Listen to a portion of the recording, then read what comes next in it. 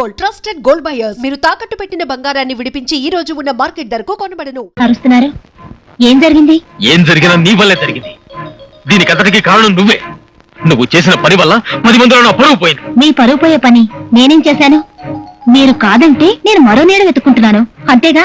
మీరు తిని పారేసిన విస్తరాకు ఎలా ఎగిరిపోతే మీకే. Shut up! నీ పిల్లల్ని నేను పెళ్లి చూపులు చూశాను. నాకు నచ్చింది, బాగా కోఆపరేషన్ చేస్తున్నాను 10 మంది వెక్కిరిస్తుంటే మీరు తట్టుకోగల శక్తి ఏ బాగాడికి ఉండదు. అవును, మరో ఆడదాని పక్కలో మొగుడు చూసి తట్టుకునే శక్తి ఆడవాళ్ళకు ఉండాలి అంతేగా మీరనేది. అది ఎందుకు జరిగిందో, ఎలాంటి పరిస్థితుల్లో జరిగిందో కూడా చెప్పాను. చెప్పినంత మాత్రాన నా గుండె మంట చల్లారిపోతుందా? ఇంట్లో ఆడదాని కాదని తిరిగే ప్రతి మగాడి భారీ మనసు ఓ అగ్నిగుండమే. భర్త ఇష్టపడే ఆడదానిలో ఉన్నదేంటి, తనలో లేనిదేంటి అనే భావం ప్రతి ఆడదాని గుండెని రంపోలా కోసేస్తుందండి. ఆ బాధ అనుభవించే ఆడదానికే తెలుస్తుంది.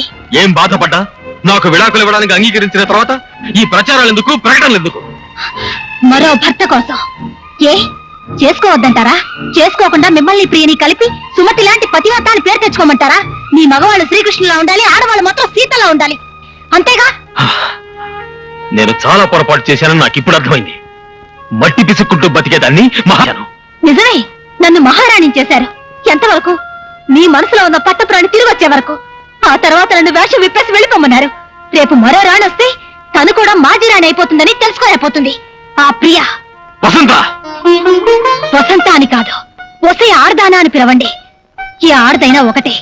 యుగాలు మారినా ఆర్దాని చరిత్ర మారలేదు. తన గొప్పతనం కోసం పెళ్లాన్ని అడవికి పంపినవాడు ఒకడు, తన వ్యసనం కోసం పెళ్లాన్ని జోడు ఆడినవాడు ఒకడు, తన మాట నిలబెట్టుకోవడం కోసం పెళ్లాన్ని అమ్మేసినవాడు ఒకడు.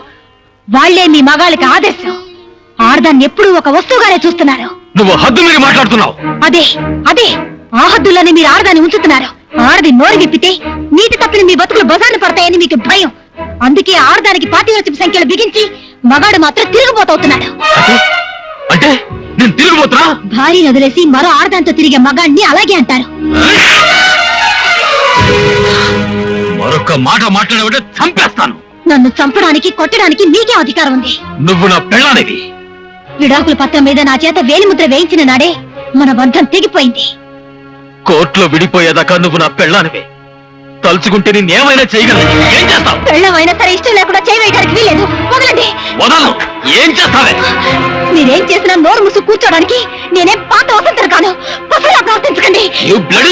నన్ను పశువు అంటావా? పశువులాగా ప్రవర్తిస్తాను.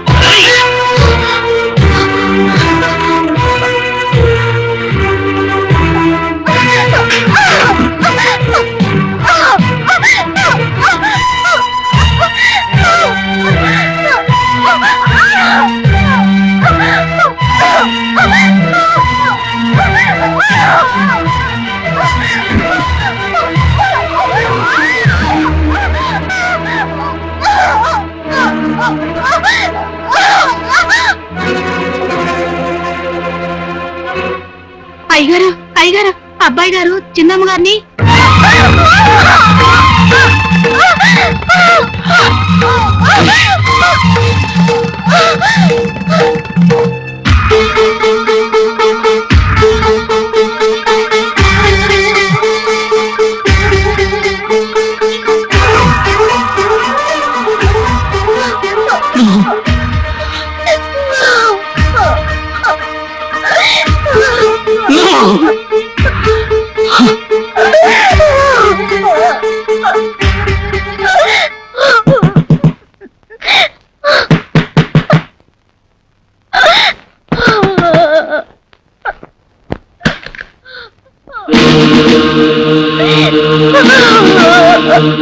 ఇన్స్పెక్టర్, ఆ రాస్కల్ ఆ అమ్మాయిని బలవంతం చేయబడ్డాడు. Arrest him. సార్, వాళ్ళిద్దరు భార్యాభర్తలు కదా? ఎస్, కలిసి ఉంటే వాళ్ళ భార్యాభర్తలే, అది కాపురమే. కానీ విడిపోవాలని విడాకులకు అప్లై చేసినప్పుడు కోర్టు దృష్టిలో అది బలాత్కారమే అవుతుంది. Please arrest him. ఆగండి ఆగండి ఇన్స్పెక్టర్.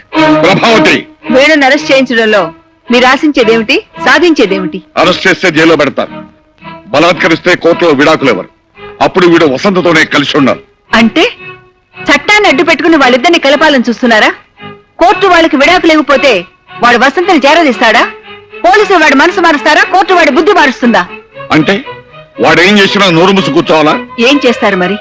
కాపురం చేయాలనే ఆలోచనే వాడికి లేనప్పుడు అరెస్ట్ చేయించి ఇంకా అల్లరి కావాలనుకుంటున్నారా? ఇన్స్పెక్టర్, సారీ, మా వాడి తరపున వాడు చేసిన తప్పుకి నేను చెంపలేసుకుంటున్నాను. అమ్మా నోర్మై అమ్మాట అమ్మ. చూడండి, వాళ్ళిద్దరిని కలపాలని ఆవేశంలో మా వారు మిమ్మల్ని తీసుకొచ్చారు. ప్లీజ్ వెళ్ళండి సార్.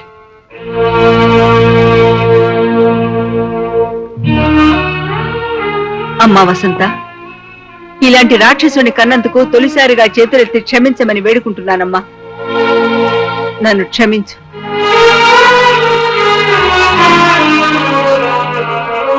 ప్రభావతి, అవునులే, నీ కొడుకు మారడు.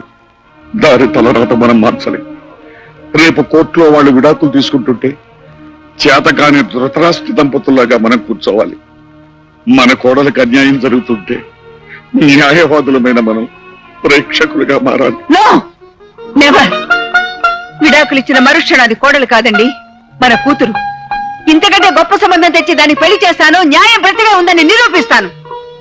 ఏ ఆడదానికైనా తాళితో పాటు తన మనసు బ్రతుకు కూడా ముఖ్యమని తెలుసుకునేలా కాపురానికి కొత్త పేజీ రాస్తాను.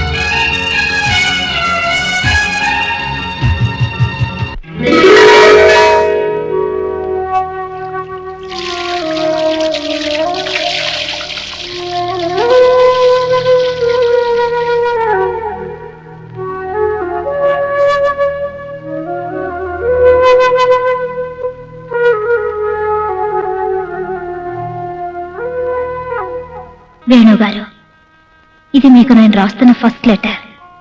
లవ్ లెటరో లీవ్ లెటరో ఆ దేవుడికే తెలియాలి. ఇంతకాలం మీలో మార్పు వస్తుందనే ఆశ నాకు ఊపిరై బ్రతికాను. రకరకాల ప్రయత్నాలు చేశాను. ఎలాగైనా మిమ్మల్ని సొంతం చేసుకోవాలనే వెర్రి ఆశతో కావాలని నిన్న రాత్రి మిమ్మల్ని అలా రెచ్చగొట్టాను.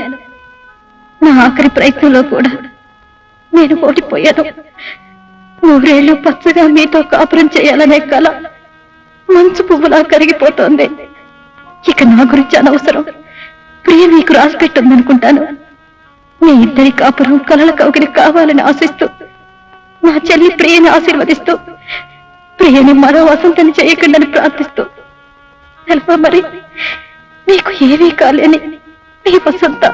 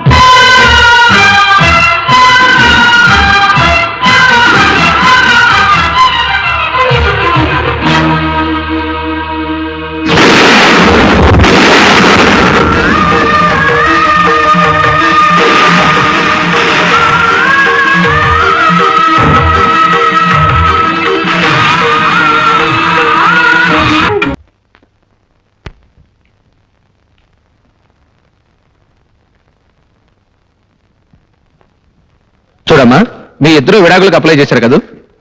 అవును. సంవత్సరం గడిచిన తర్వాత కూడా విడాకులు తీసుకోవడానికి మీకు సమ్మతమేనా?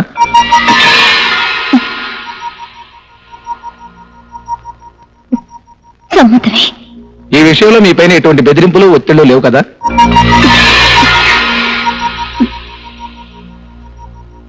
లేవు. డాక్టర్ వేణు, మీరు కూడా విడాకులకు అప్లై చేశారు కదా?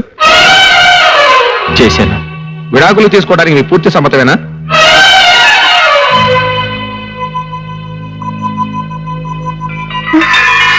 మిస్టర్ వేణు, విడాకులు తీసుకోవడానికి మీ పూర్తి సమ్మతమేనా?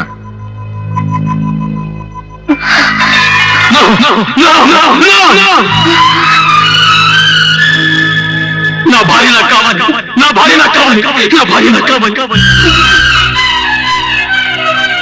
వసంత నుండి వదులుకోదు, వసంత నుంచి నేను విడిపోలేను, వసంత నేను వదులుకోలేను. వసంతగా నేను విడాకులు ఇవ్వను, వసంతగా నేను విడాకులు ఇవ్వను, వసంతగా నేను విడాకులు ఇవ్వను.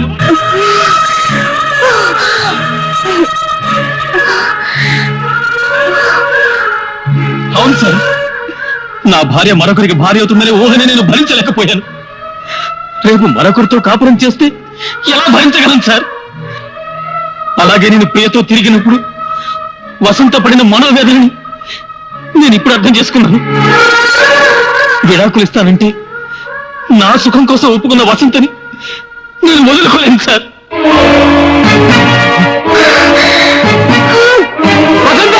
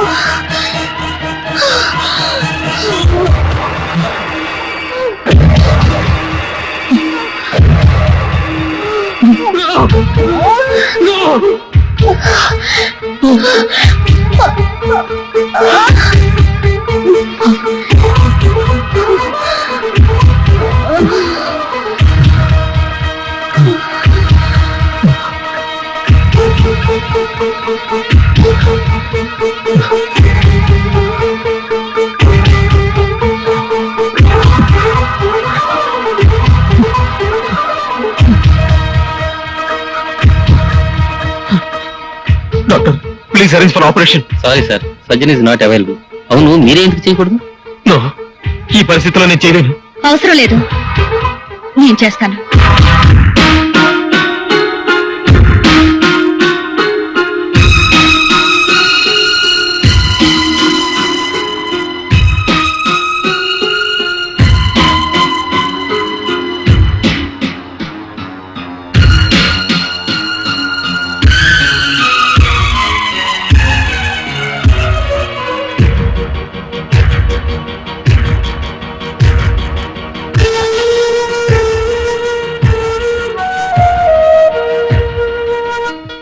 ఇంతకాలం మీలో మార్పు వస్తుందనే ఆశ నాకు ఊపిరై బ్రతికాను.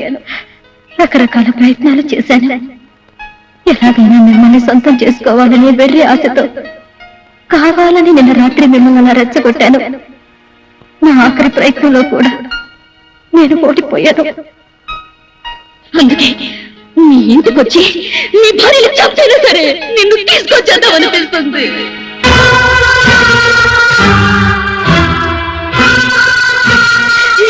చంపైనా సరే నిన్ను తీసుకొచ్చేద్దామనిపిస్తుంది. నీ భార్యని చంపైనా సరే నిన్ను తీసుకొచ్చేద్దామనిపిస్తుంది.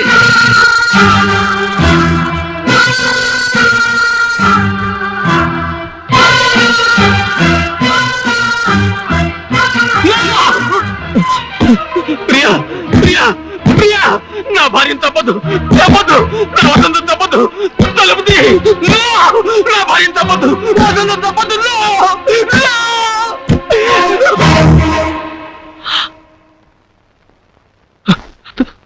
She's all right, Venu.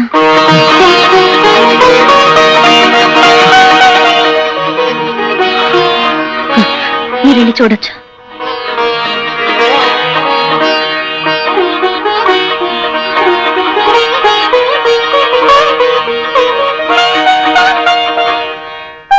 ఏ ఆడదైనా తనకు శ్రీవారు కావాలనుకుంటుంది. తన శ్రీవారికి తనే ప్రియురాలుగా ఉండాలనుకుంటుంది. అంతేకాని తన శ్రీవారికి మరో ప్రియురాలుండడం ఏ ఆడది భరించలేదన్న నిజాన్ని, మనసు కన్నా మాంగళ్యం గొప్పదన్న సత్యాన్ని ఆలస్యంగా తెలుసుకున్నాను.